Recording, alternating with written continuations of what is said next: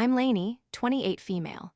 I live in a small, quiet town where everyone knows your name, which used to feel comforting but has recently become the backdrop for my own personal nightmare. I work from my cozy two-bedroom apartment as a medical coder, a job that suits my quiet nature and love for order and facts. It was a life of predictable stability, one that I had built for myself, piece by meticulous piece. But that stability was just an illusion, a thin sheet of ice over a dark, cold reality I never imagined my own family was capable of creating. They took my private medical struggle and turned it into a public spectacle for their own gain, and the humiliation was a weight I thought would crush me. Before this story unfolds, I'd love to connect with you. Please let me know in the comments where you're watching from and what time it is in your corner of the world. It's amazing to see how far these stories can travel. In my family, there have always been two distinct orbits. One was a brilliant, blazing sun, and the other was a quiet, distant moon. The sun, of course, was my younger sister, Stella. At 25, she was a whirlwind of charisma, drama, and untapped potential, or so my parents, Margaret and Richard, would tell anyone who would listen. Stella was an aspiring actress, which in our small town meant she worked part-time as a barista, attended local acting workshops with feverish intensity, and spoke of moving to Los Angeles as if it were a pre-written chapter in her destiny. She was beautiful, effervescent, and had a unique talent for creating problems that my parents were only too eager to solve. Her car breaking down wasn't a failure to maintain it. It was a tragic setback on her road to stardom. Her perpetually overdrawn bank account wasn't due to frivolous spending. It was the burden of a struggling artist. I, on the other hand, was the moon, reliable, constant, and usually in the background. At 28, I had a stable career, my own apartment, and a meticulously managed budget. I was the responsible one, the one who never asked for anything, the one who they could point to as all sorted out. My job as a medical coder means I spend my days translating healthcare diagnoses and procedures into universal alphanumeric codes. It's a world of precision, rules, and facts. There's no room for embellishment or drama, which is precisely why I love it. It's the complete opposite of the environment I grew up in. My father, Richard, a high school history teacher, was a gentle but passive man who orbited my mother just as I orbited Stella. My mother, Margaret, was the true center of our family's universe. As the chairwoman of the local charity guild, her public image was everything. She was a master of appearances, skilled in the art of persuasive speeches and heartfelt appeals. She knew how to present the perfect family to the world, and in that picture, Stella was the masterpiece and I was the sensible, sturdy frame. The dynamic was cemented in every family gathering, every holiday. Stella would recount tales of her latest audition, a dramatic monologue performed right at the dinner table, while my parents would hang on her every word. My own achievements, a promotion at work, successfully negotiating a better benefits package for my department, were met with a polite, "Oh, that's nice, dear," before the conversation inevitably steered back to Stella's needs. Her need for new headshots, her need for a better agent, her endless, cascading needs. I had long ago made peace with this. I loved my sister, even if I didn't always understand her, and I loved my parents. I thought their blatant favoritism was just a harmless, if sometimes hurtful, quirk of our family's ecosystem. I had built a life for myself that didn't require their constant validation or financial support, and I believed that made me independent. I didn't realize it, just made me a convenient afterthought. 6 months ago, my carefully ordered world began to wobble. For years, I'd been battling waves of intense pain, fatigue, and a host of other symptoms that doctors had dismissed as stress or anxiety. I was persistent, though. My job had taught me to be my own advocate, to document everything, and to speak the clinical language that gets medical professionals to listen. Finally, after a battery of tests, I got a definitive diagnosis: Crohn's disease. It wasn't the life-threatening catastrophe my mother would later paint it as, but it was serious. It was a chronic, lifelong autoimmune condition that would require careful management, medication, and lifestyle changes. The diagnosis was terrifying, but it was also a relief. I finally had a name for the enemy I'd been fighting in the dark. I had a plan, a course of treatment, and excellent health insurance through my job.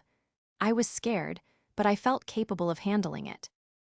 My first mistake was telling my family. I called them, my voice trembling slightly, to explain the situation.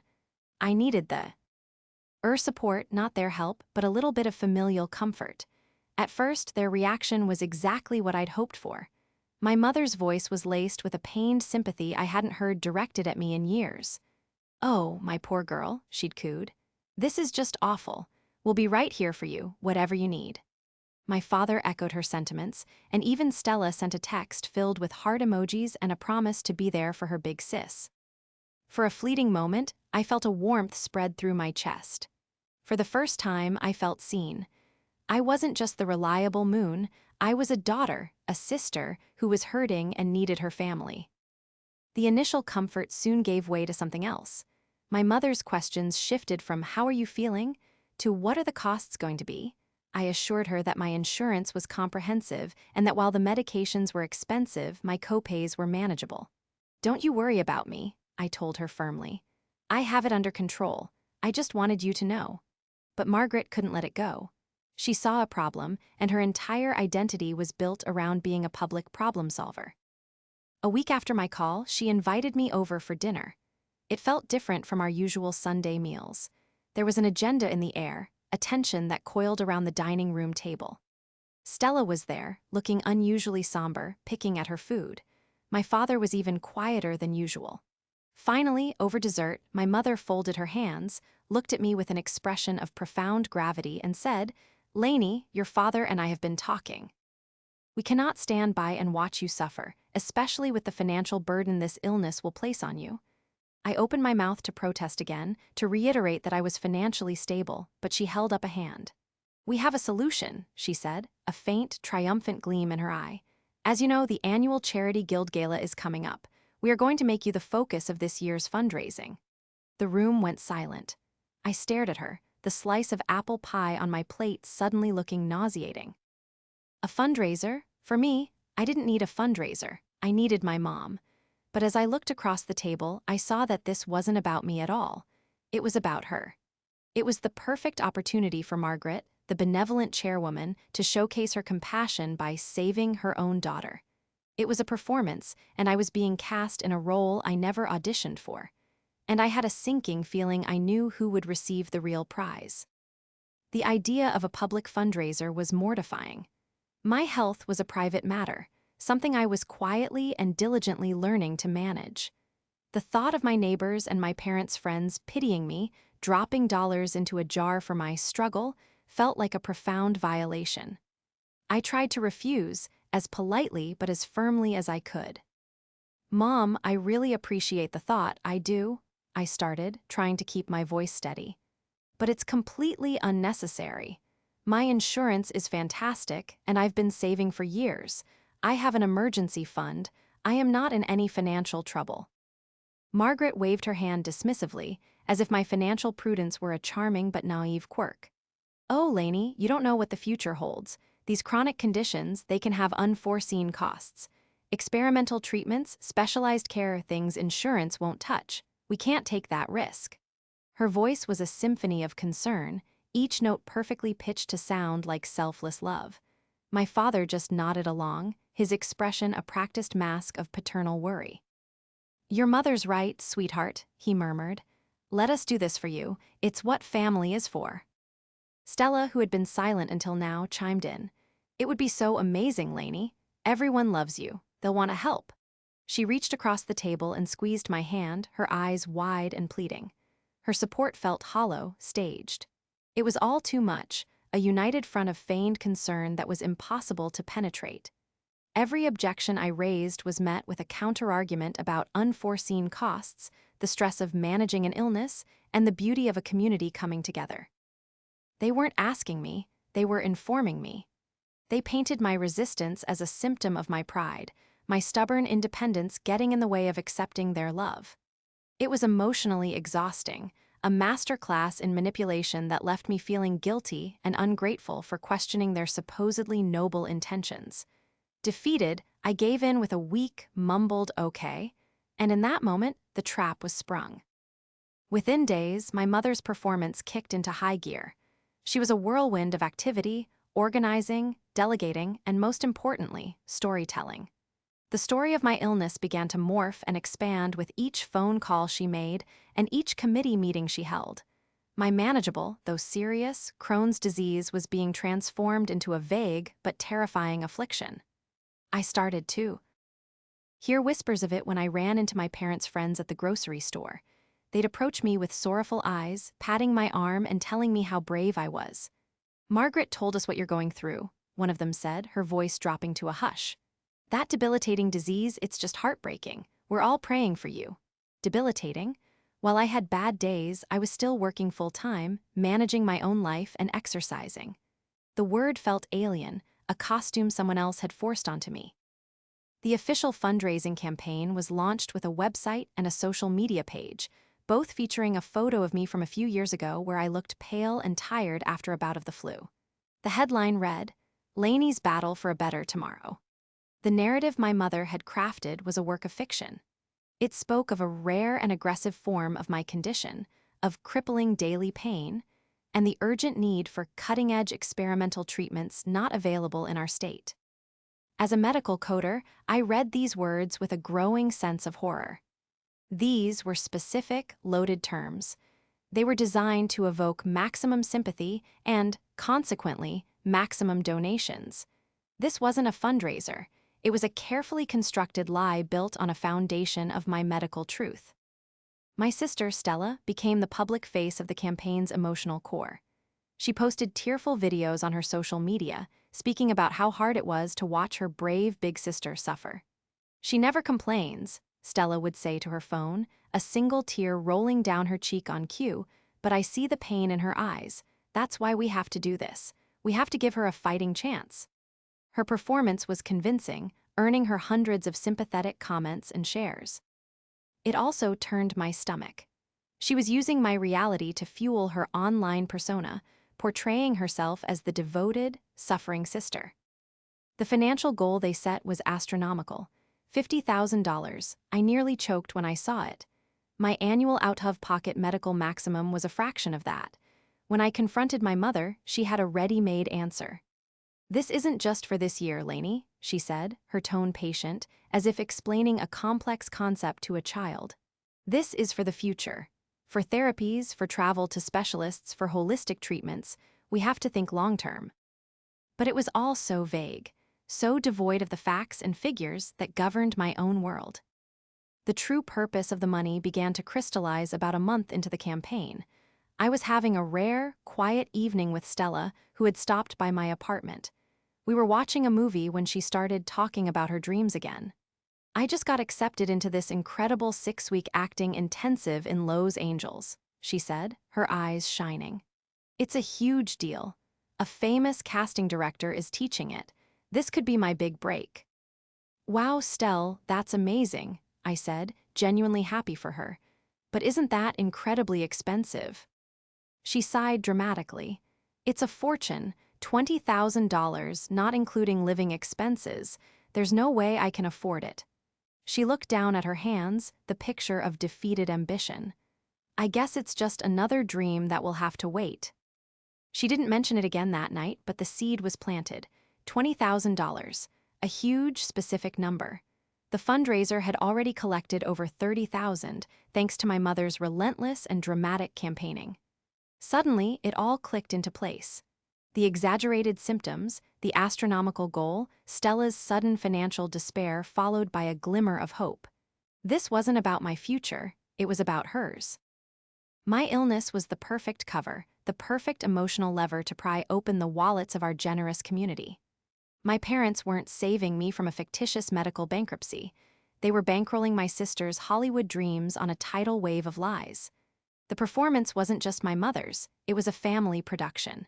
And I was not the beneficiary. I was the bait. The realization hit me with the force of a physical blow, leaving me breathless in my quiet, orderly apartment. My pain, my private struggle, had been hijacked and turned into the feel-good story of the year, all to benefit the golden child.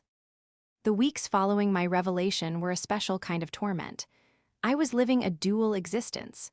In public, I was the brave, sick girl, the recipient of countless pitying looks and unsolicited health advice. At home, I was a silent observer, watching my family's deception unfold with a cold, sickening clarity. I felt trapped inside their narrative, forced to play my part. When people asked how I was, I had to give a vague but hopeful answer that wouldn't contradict the dramatic tale my mother was spinning. "I'm hanging in there," I'd say with a weak smile, taking it one day at a time. Each word felt like a betrayal of my own reality. My mother was in her element, the fundraiser a resounding success, and she was lauded throughout the community for her maternal devotion. She gave interviews to the local newspaper and the town's small radio station, her voice thick with emotion as she described my courageous fight. She was the hero of the story, the mother bear fighting for her cub. My father stood by her side, a silent, supportive prop in her grand production. They were a team, and their synergy was sickeningly effective. Donations poured in, not just from friends and neighbors, but from local businesses eager to align themselves with Margaret's noble cause. The fundraising thermometer on the website climbed steadily toward its absurd $50,000 goal. I tried to distance myself, using my illness as an excuse. "I'm just not feeling up to it today," became my mantra for avoiding family dinners and public events where I would be put on display. But the lies kept finding their way to me. One afternoon, I was scrolling through social media, a mindless habit to numb the anxiety churning in my gut, when I saw a post from Stella. It was a photo of her, beaming, holding up a plane ticket. The caption read, "It's official, dreams do come true." Off to the city of stars to chase my destiny. I could not have done this without the most incredible, supportive family in the world. Your belief in me is the wind beneath my wings. LA, here I come. The post was flooded with congratulatory comments. "You deserve it. Go get 'em, superstar." But one comment, buried deep in the thread, caught my eye. It was from one of her aspiring actress friends. "OMG, so jealous. That intensive is my dream. How did you swing the tuition deposit? I thought you were broke." Stella's reply was quick and breezy. "My parents are literal angels. They surprised me with an early inheritance, I guess you could call it. They said you have to invest in your dreams." An early inheritance. The phrase echoed in my mind, cold and sharp. This wasn't a gift, it was stolen money. Money raised on the back of my illness, donated by good people who thought they were helping me with life-saving treatments. My hands trembled as I took a screenshot of the exchange. This was it. This was the first concrete piece of evidence, the first visible crack in the flawless facade they had constructed. It was a careless, arrogant slip-up, born from Stella's need to project an image of a charmed life, bankrolled by doting parents rather than a community-wide deception. That night, my Uncle Ben called. Ben, my mother's older brother, was a retired police detective and the only member of our extended family who saw through Margaret's carefully curated image. He was pragmatic, no-nonsense, and had a built-in lie detector that my mother could never seem to fool. He'd been skeptical of the fundraiser from the start. "Lainey girl," he started, his voice a low rumble, "I saw your sister's post about Hollywood. I also saw the new article in the Herald about your brave battle. The timing seems convenient. You doing okay?" Tears I hadn't realized I was holding back began to stream down my face. The dam of forced smiles and quiet acceptance finally broke. "No, Uncle Ben," I whispered into the phone. "I'm not okay." I told him everything. I told him about my real diagnosis, how manageable it was, and how my parents had twisted it into a terrifying drama. I told him about the $50,000 goal and my suspicions about where the money was really going. And then I told him about Stella's post and the early inheritance. I sent him the screenshot. He was silent for a long moment after I finished, and I could picture him on the other end of the line, his brow furrowed, his detective mind piecing it all together. When he finally spoke, his voice was dangerously calm. "They're committing fraud, Lainey," he said, the words clean and precise. "They are using your medical information to solicit donations under false pretenses. This isn't just a family squabble, it's a crime." Hearing him say it, stripping away all the emotional manipulation and family baggage, was both terrifying and validating. I wasn't crazy. I wasn't ungrateful. I was a victim. "What do I do?" I asked, my voice small. "First," he said, his tone shifting from uncle to detective, "you stop playing their game. No more vague answers, no more weak smiles. You live your life as you are, a strong woman managing a health condition. Second, we need more than just a social media post. We need undeniable proof, a paper trail. We need to show exactly where that money is going." He paused, then added, "This is going to be hard. Are you ready for it?" A wave of fear washed over me. This meant declaring war on my own family. But then I thought of the pitying looks, my mother's triumphant smile, Stella's staged tears, and the quiet dignity that had been stolen from me. I thought of the good people in my town who had opened their hearts and their wallets to a lie. The fear was still the ray, but underneath it, something harder was beginning to form, resolve. "Yes," I said, my voice stronger than I expected. "I'm ready. I want the truth to come out." "Good girl," Ben said, "because Margaret and Richard have built their entire lives on a foundation of appearances. We're about to show everyone the cracks." And I knew he was right. Stella's careless post hadn't just been a crack in the facade, it was a starting point. It was the first loose thread that, with a steady hand, could unravel their entire, carefully woven lie. My conversations with Uncle Ben became my lifeline, a secret strategy session in a war I never wanted to fight. He approached the situation with the methodical calm of a seasoned detective, breaking down what seemed like an insurmountable mountain of family betrayal into a series of manageable steps. "Emotions are a liability right now, Laney girl," he told me during one of our calls. "We need to operate on facts. We collect, we document, we build a case. When we have them cornered with the truth, then you can let yourself feel." His advice was my anchor. I channeled my anger and hurt into a focused, almost clinical investigation. My first task was to get a complete picture of the lies they were telling. I went through the fundraising website and their social media pages with a fine-tooth comb, screenshotting every post, every update, every exaggerated description of my condition. I cross-referenced the dates of their most dramatic posts with my actual medical records. On a day they claimed I was too weak to leave my bed, my calendar showed I had worked a full 8-hour day and gone for a walk in the park. The discrepancies were glaring. I created a document, a timeline of deceit, laying out their fiction alongside my reality. As a medical coder, I had a unique advantage. I understood the language they were misusing. When my mother's updates mentioned the need for biologic therapies and immunomodulators, I knew exactly what those were. My own doctor had discussed them with me as a future possibility, but my current treatment plan was far less aggressive. More importantly, I could look up the average cost of these treatments. The numbers my mother was throwing around were wildly inflated, designed to create a sense of panic and urgency. I printed out information from official medical sources detailing the standard treatment protocols for Crohn's and their typical costs, highlighting the massive gap between the truth and their fundraising narrative. Next, we focused on the money. This was the trickiest part. The donations were being funneled into a new bank account my parents had set up under the Charity Guild's umbrella. Getting direct access was impossible without raising suspicion. But Ben had other ideas. "People get sloppy when they think no one's watching," he said. "Your dad handles their finances, right? He's a history teacher, not a forensic accountant. He'll leave a trail." My opportunity came unexpectedly. My parents called to let me know they were going out of town for the weekend to visit a historical site, a little trip for my father. While they were gone, they asked if I could stop by the house to water my mother's prized orchids. It was the perfect opening. Armed with a key and a churning stomach, I let myself into the house I grew up in. It felt strange to be there as an intruder, my heart pounding with every creak of the floorboards. I went straight to my father's small office. His desk was surprisingly messy, a chaotic landscape of bills, school papers, and bank statements. It didn't take long to find what I was looking for. Tucked into a folder labeled Laney's Fund was the latest statement for the fundraising account.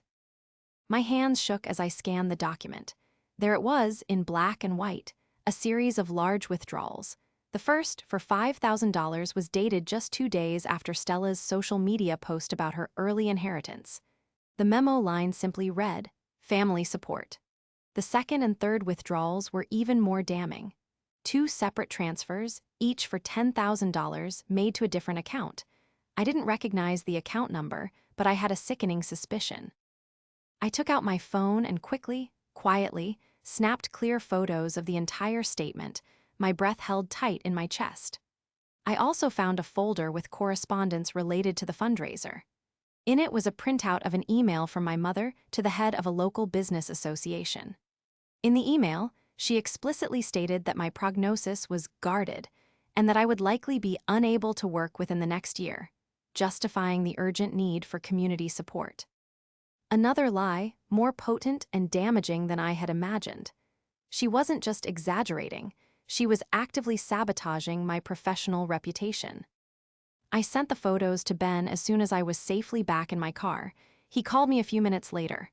"Okay, this is good," he said, his voice grim. "This is hard evidence. That second account, I have a friend who works in banking. I can't make any promises, but he owes me a favor. He might be able to tell us who owns it, no questions asked." It felt like a line I shouldn't cross, but I had stepped over the line the moment I walked into that office. There was no going back now. 2 days later, Ben called back. "Bingo," he said. "The account the $20,000 was transferred to is a savings account. It's registered to the Stella Swanson Performing Arts Trust." My sister's middle name was Swanson. They had set up a trust for her. This wasn't just a casual gift. It was a formal, structured financial vehicle funded by deceit. They had planned this from the very beginning. The family support withdrawal was likely her deposit for the workshop and spending money, and the $20,000 was the nest egg for her big move to LA. We had it. We had the lies, the paper trail, and the motive. We had connected all the dots, and the picture they formed was uglier than I could have ever imagined. My family had systematically monetized my illness, turning community compassion into a slush fund for my sister's ambitions. Sitting in my quiet apartment, surrounded by piles of printed emails, screenshots, and bank records, I no longer felt like a victim. The grief and hurt were still there, but they were now overlaid with a cold, hard anger. Ben was right. The time for feeling would come later. Now was the time for a plan. They had written their story and cast me as the tragic heroine. It was time for me to write the ending. With a folder full of undeniable proof, the question was no longer if we would expose them, but how. My first instinct was a quiet, surgical strike, an anonymous tip to the local newspaper, or perhaps a lawyer's letter. I wanted the truth out there, but the thought of a public confrontation was terrifying. Uncle Ben quickly disabused me of that notion. "Lainey, think about who we're dealing with," he said, his voice firm over the phone. "Your mother is a master of spin. If a story comes out from an anonymous source, she'll paint it as a vicious rumor started by someone jealous of her community standing. She'll play the victim, and people will believe her. You can't give her that opportunity. You have to be the face of this. The truth is most powerful when it comes directly from the person who was wronged." He was right. My mother had controlled the narrative from the very beginning, using her voice, her reputation, and her platform. To reclaim my own story, I had to use mine. We needed a venue where she couldn't hide, where the same community she had deceived could hear the truth from my lips. And there was only one place that fit the bill. My mother's pride and joy, the annual Charity Guild Appreciation Dinner, was scheduled in 2 weeks. It was the culmination of her year-long efforts, an evening dedicated to celebrating the town's generosity. This year, the theme was Community Compassion in Action, and the centerpiece of the evening was meant to be a special tribute to the success of Lainey's battle. My mother was slated to give the keynote address, a speech I was certain would be filled with dramatic flair and heartfelt gratitude for the support shown to her suffering daughter. It was the very stage she had built her lies upon. It would be the stage where I would tear them down. The idea made me physically ill, but Ben helped me see it as a strategic operation. "We're not going in there to scream and yell," he explained. "We're going in to present evidence. It's like a trial, and the community is the jury. We'll be calm, factual, and undeniable." Over the next 2 weeks, we prepared meticulously. Ben helped me organize our evidence into a clear, compelling presentation. We created a simple slideshow that could be projected for everyone to see. The first slide was a picture of me, smiling on a recent hike, a stark contrast to the sickly photo they had used. The next slides laid out the facts, one by one. Slide 2, my diagnosis, the truth. It detailed what Crohn's disease is, using information from reputable medical sources, emphasizing that it is a serious but manageable condition. Slide 3, the fundraiser's claims. This slide featured direct quotes and screenshots from the fundraising website, highlighting the sensationalized language: crippling, debilitating, unable to work. Slide 4, the financial reality. I included a redacted statement from my own insurance company showing my actual manageable out-of-pocket costs for the year. This was followed by the fundraiser's goal, $50,000. The disparity was shocking. Slide 5 and 6. Where did the money go? These were the bombshells. We displayed the bank statement from the fundraising account with the incriminating withdrawals circled in red. We showed the $5,000 family support withdrawal next to a screenshot of Stella's post about her early inheritance. Then we showed the two $10,000 transfers, followed by the confirmation that the receiving account was the Stella Swanson Performing Arts Trust. The final slide was just a simple question against a black background. Is this community compassion? While Ben handled the technical aspects of the presentation, I worked on what I would say. This was the hardest part. I wrote and rewrote my speech countless times, my hands shaking as I typed. I didn't want to sound vengeful or hysterical. I wanted to sound strong, clear, and credible. I had to tell my story in a way that left no room for doubt.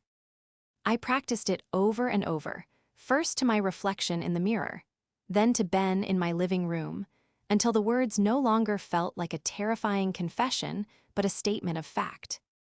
"Good evening," I began, my voice wavering in the first few run-throughs. "My name is Lainey, and for the past few months, many of you have come to know me as the face of a battle. You have shown me incredible kindness, and for your genuine compassion, I am truly grateful. Tonight, however, I need to tell you the truth about that battle. It is not the one my family has described."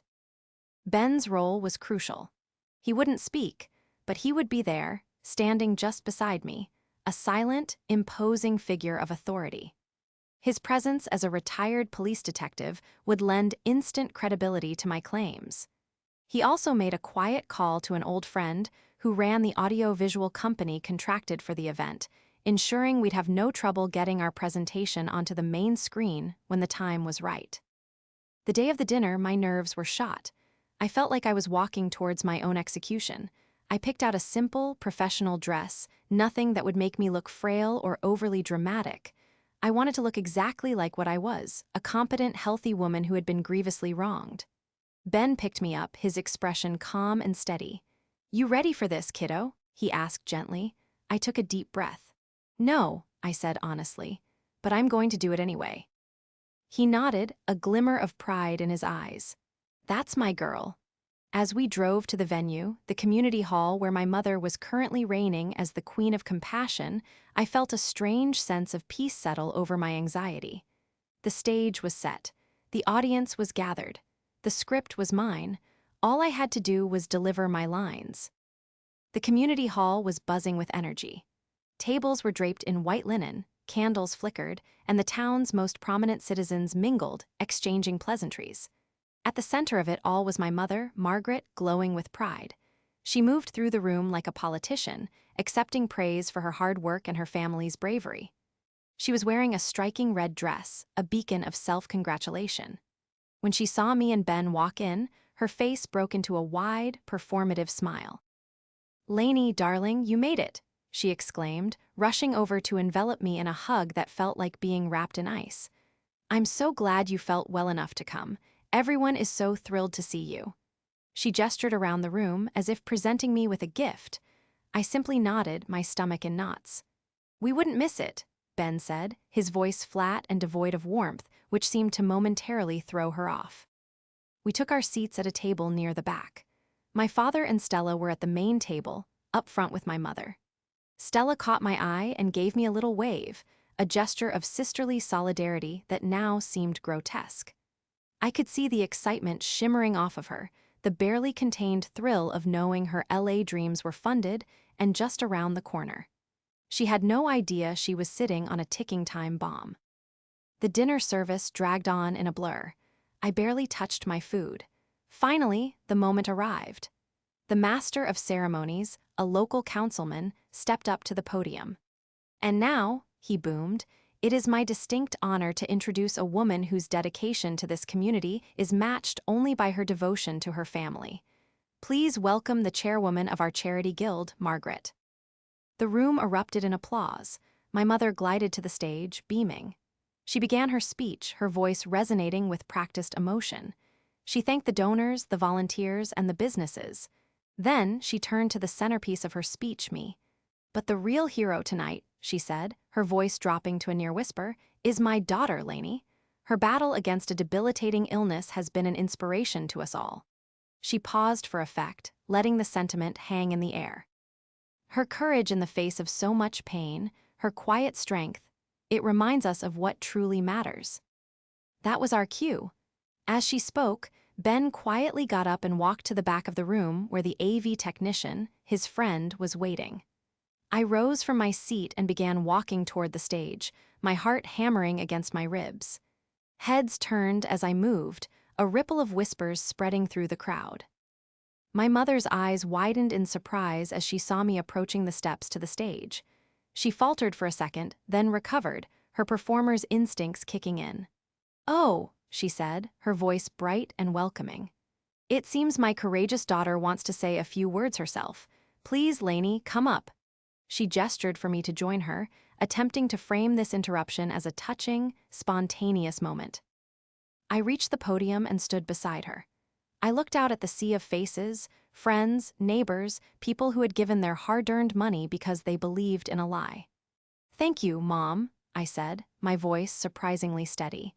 I turned to face the audience. My mother is right about one thing. My battle has been an inspiration for me to stand here tonight and tell you the truth. Behind me, the large screen that had been displaying the Charity Guild's logo flickered and changed. My smiling face on a hiking trail appeared. A gasp went through the room. My mother's smile froze on her face. "Lainey, what is this?" she hissed under her breath. I ignored her. "For the past few months," I continued, my voice gaining strength, "you have been told a story about my health. It was a story of a crippling and debilitating disease that left me unable to work, facing financial ruin. It was a compelling story, but it was not a true one." Click, the next slide appeared, detailing my actual diagnosis. I explained it calmly and clearly. Click, the next slide showed their fundraising claims. "This is the story you were told." Murmurs started to spread through the audience. My mother tried to grab the microphone. "Ladies and gentlemen, my daughter is unwell. She's confused." Ben stepped forward from the side of the stage, placing a firm, gentle hand on her arm. She stopped, her eyes flashing with fury. I kept going, moving through the slides with relentless precision. I showed them my real medical costs versus their $50,000 goal. I showed them the bank statement. "You may be wondering, if I didn't need this money, where did it go?" Click. The screen showed the $5,000 withdrawal next to Stella's early inheritance post. The murmurs grew louder. My father had gone pale, looking down at his plate. Stella looked like she had been struck by lightning, her face a mask of pure horror. Finally, I showed them the $20,000 transfer to my sister's trust fund. The final slide appeared. "Is this community compassion?" I lowered the microphone and turned to look at my mother. The mask of the benevolent charity queen had shattered, replaced by a face contorted with rage and utter humiliation. The room was silent for a moment, the weight of the truth finally settling. Then, someone in the audience started to clap. It was slow at first, then another person joined, and another, until the entire room was filled with a wave of applause. It wasn't for me, not really. It was for the truth. My father stood up abruptly and hurried Stella, who was now openly sobbing, out of a side exit. My mother stood frozen on the stage, exposed and alone under the bright lights. I walked off the stage, past her, without a single word, my Uncle Ben right behind me. We walked out of the hall and into the cool night air, leaving the wreckage of their lies behind us. The final act was over. The aftermath was swift and brutal, a social explosion in our small town. The story of what happened at the Charity Guild dinner spread like wildfire.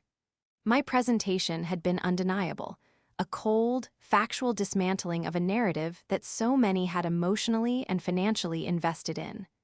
By the next morning, it was the only thing anyone was talking about.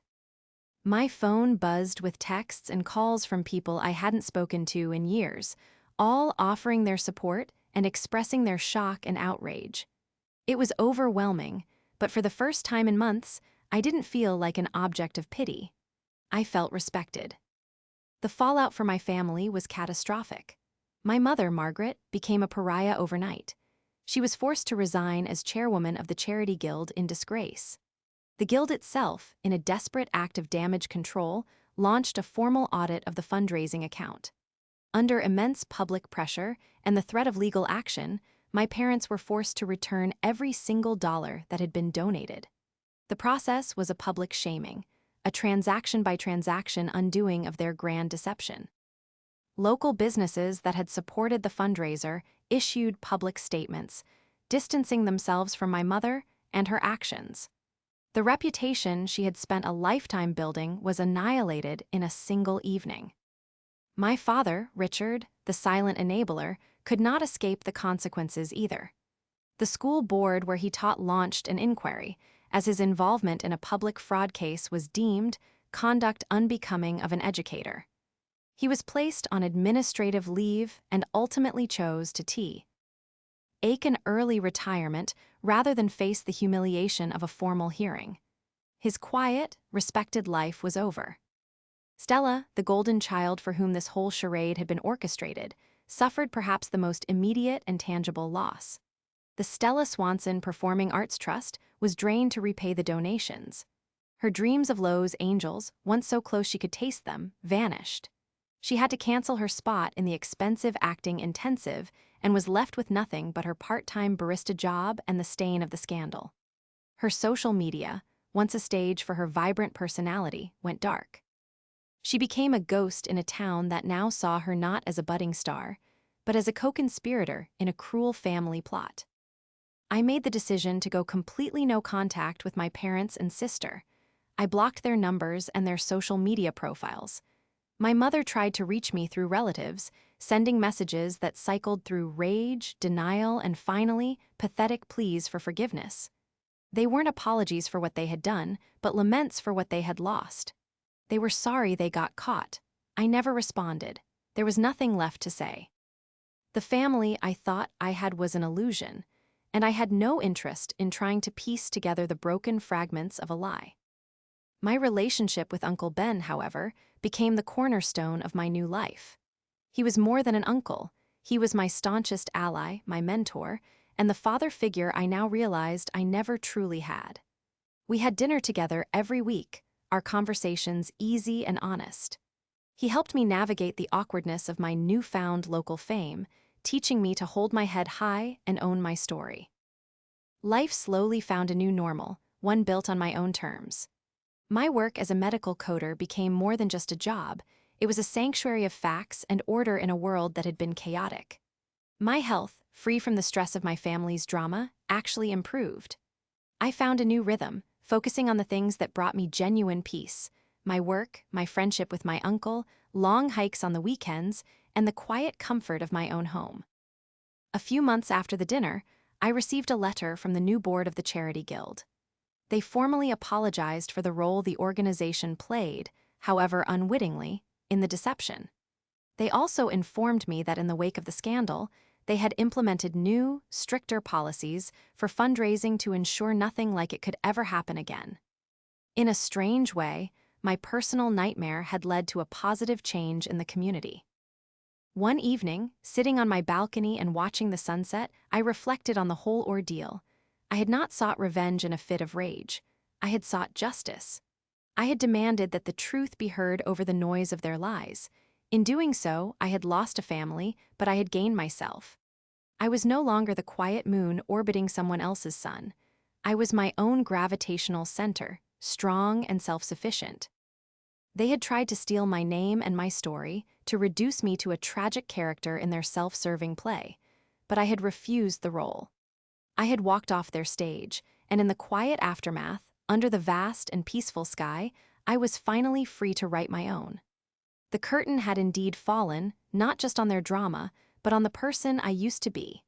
And the woman who remained was stronger than I had ever known.